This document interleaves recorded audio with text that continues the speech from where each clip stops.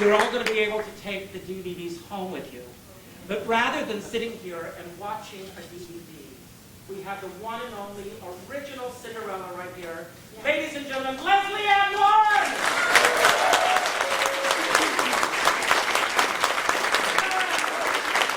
Lesley Ann Warren! Instead of celebrating Cinderella tonight, let's celebrate the picture of Dorian Gray because you haven't aged a bit. Thank you. So that's the first time that you've ever sung this song in public, isn't it? Yes, this is the first time I've ever sung a song in public. Yeah. I haven't actually sang any of these songs since the show. Just a few years ago. Just a few years ago. Just a few years ago. Just a few.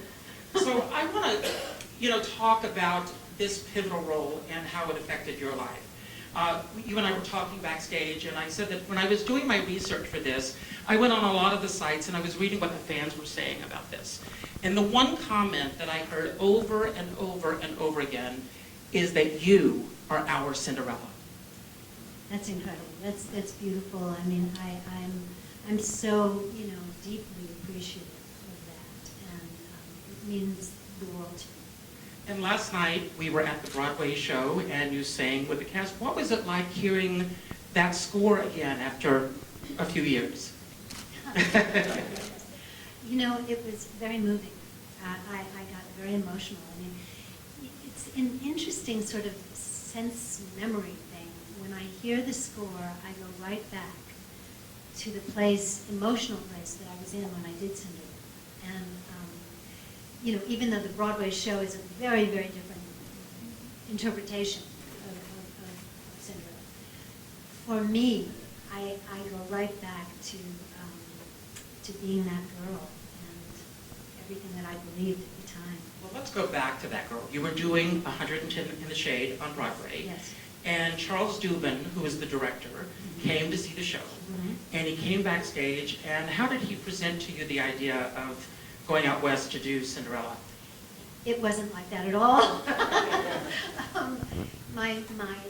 He had seen the show, and my manager, they knew about the auditions. They were auditioning young girls. And so I went to the audition, and at the audition was Richard Rogers and John Green, who was the conductor, and Eugene Loring, the choreographer, and Charles Dubin, the director. And I was so nervous. I was so afraid. I was so insecure and intimidated by all of these people that I did a really bad audition.